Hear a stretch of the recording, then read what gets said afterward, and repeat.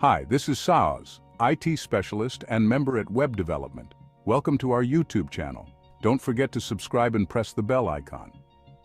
According to our team knowledge, James was an American hacker, a gray hat ethical hacker, who was the first juvenile incarcerated for cybercrime in the United States. No one's known him before 1999. His interest in computers began at the age of 6 when he would regularly use his father's computer to play video games. I think you also have the same abilities like James. James's parents quickly realized that their son was spending too much time in front of the computer screen and tried to impose restrictions, which eventually James bypassed using his hacking charisma from a very young age. His interests gradually changed with age, from playing games to learning the C language. His curiosity about computers came to light as a surprise to his father when he came home one day to see that his personal computer was converted from Windows OS to Linux OS. James installed Linux on his father's computer out of curiosity to test the unfamiliar operating system and understand how it works. At the age of 13, this led his parents to take stronger measures and took away his computer. He ran away from home, refusing to come back until his parents returned his computer, insisting that programming and video games weren't affecting his grades as he was getting high marks. Later it was found that he hacked into the network of educational institutions in Miami-Dade County and corrected his scores in the reports. As far as I and other ethical hackers are concerned, we typically master hacking after the age of 23. With many reaching their peak skills around 28 or even 35, but Jonathan did it at just 15. It goes to show that age isn't always a barrier. Talent, curiosity, and the right mindset can make all the difference, no matter how young you are. This is really inspiring for those who wants to become a gray hat ethical hacker. Jonathan's sights soon turned. At the age of 15, James had enough of hacking his educational institutions and set bigger hacking goals. In September 1999, he committed a series of intrusions into various systems. He hacked NASA. Yes, you heard it right. NASA was hacked by a 15-year-old teenager. His first target was Unwanted Bell South, one of the largest telecommunications companies at the time in the US. The hacking details are not completely known, but C0 Maraid hacked into the company's servers without doing any damage. His main goal was not to profit or steal information, but more about testing his hacking abilities on a bigger target like Unwanted Bell South. In June 1999, he was looking for vulnerable servers to connect by bypassing their firewalls. When he found one in Huntsville, Alabama, he went on and installed malware on it. He managed to escalate his privileges into the system and then pivoted to another 13 computers on the compromised network. The network surprisingly belonged to a unit of NASA, the Marshall Space Flight Center, located in Huntsville, Alabama. The unit has a lot of importance for NASA, as it is the place where they develop and test rocket engines, as well as communication systems for the ISS, International Space Station. Jonathan penetrated the Marshall Space Flight Center's systems. He accessed and downloaded software used to control the International Space Station. The code, valued at over $1.7 million, governed critical functions. While not directly endangering lives, the potential for catastrophic consequences was undeniable. C0 Maraid gained access to a program's source code, which controlled critical elements of life support of the ISS. After NASA security experts discovered that their network was compromised, they disconnected the server alongside the compromised machines for a period of 3 weeks to analyze the intrusion, which led to $40,000 in direct damages for NASA. Jonathan's hack of NASA triggered a full-scale investigation. James was still a schoolboy, as he would attend classes in the morning and hacking for fun at night. The FBI tracked him to his home in South Florida. The image of this teenager in handcuffs shocked the public. The government charged him as an adult despite his age. In 2000, at 16, Jonathan pleaded guilty to juvenile delinquency. He was sentenced to 6 months of house arrest and probation. Banned from using computers, his future was forever tarnished. Jonathan, once a prodigy, was now a convicted felon. Jonathan's conviction had a profound impact on his life. The stigma of his conviction made it difficult to find employment. The digital world, once his sanctuary, was now forbidden. The media frenzy devastated his family. His parents were thrust into the public eye, defending their son. Jonathan struggled to adapt to his new reality. The world saw him as a criminal, his curiosity now a crime. He was lost, uncertain of his place in a punishing world. In 2007, a massive data breach at TJX companies exposed millions of customers' information. Jonathan, under strict probation, became a person of interest. Authorities raided his home, seizing computers. Jonathan maintained his innocence, claiming he was framed. The evidence against him was circumstantial. Despite the lack of concrete evidence, authorities remained convinced. The investigation took a heavy toll on Jonathan. He felt trapped, his spirit crushed by relentless scrutiny. Authorities resorted to relentless pressure tactics. They questioned his friends and family, searching for connections. Jonathan felt the walls closing in. The digital world now felt like a prison. The constant suspicion took a toll on his mental health. He felt isolated, unable to escape his past. Authorities seemed determined to break him. Jonathan's story became a cautionary tale of the digital age.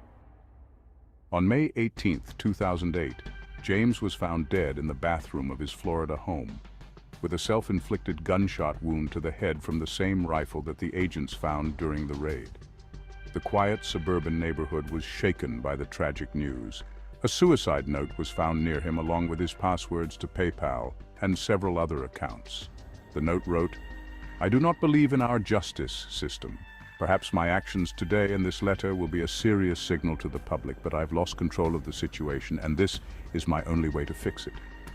To be honest, I have nothing to do with this whole TJX story. Even though Chris, Scott, and Albert Gonzalez are the most dangerous and destructive hackers the feds have ever caught, I am far more seductive as a victim to public opinion than these two random idiots." That is life. Remember, it's not that you win or lose, but that I personally win or lose by being in prison for 20, 10, or even 5 years for a crime that I didn't commit. This is my way of winning, but at least I'll die free. A short obituary was published by the Miami Herald after James passed away, describing him as an exceptionally intelligent young man, a computer genius who will be missed by his family and friends. The short life of Jonathan James will remain forever engraved in the hacking community world, not because of the way that James passed, but for his pure hacking genius and his genuine character that was more than enough for this cruel world. His death sparked a debate about government surveillance and young offenders. The public was divided, with some seeing him as a victim of an overreaching system, while others viewed him as a cautionary example. Jonathan's note painted a picture of despair and betrayal. He felt cornered, with no way out, and his words reflected a deep sense of hopelessness. His death highlighted the human cost of cybercrime. The digital world, often seen as a realm of endless possibilities, had turned into a nightmare for Jonathan. Jonathan's story is a tragedy, his talents overshadowed by his transgressions.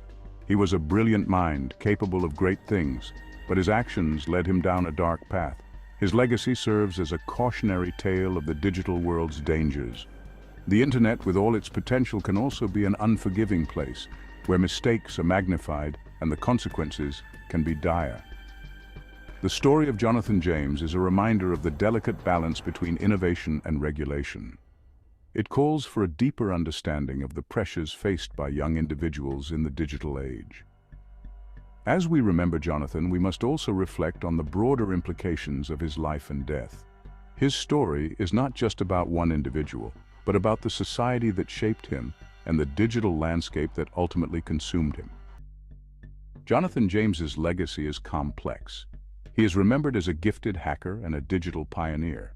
His story serves as a cautionary tale of the digital world's allure and danger.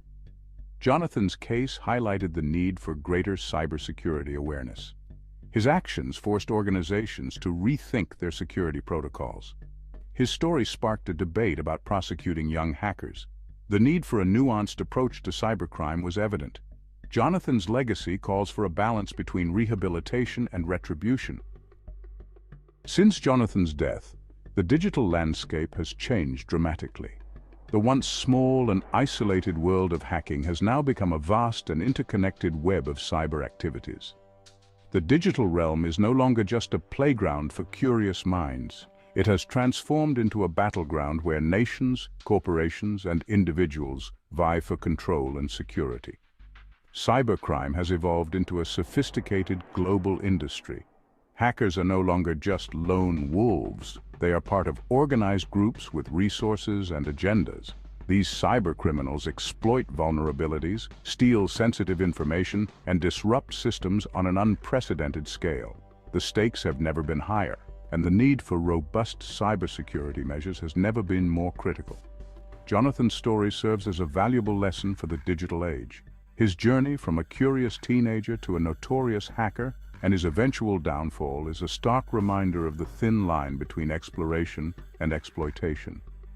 It underscores the importance of ethical behavior and the potential consequences of crossing that line. It highlights the importance of strong cybersecurity practices. In a world where data breaches and cyber attacks are becoming increasingly common, safeguarding our digital assets is paramount.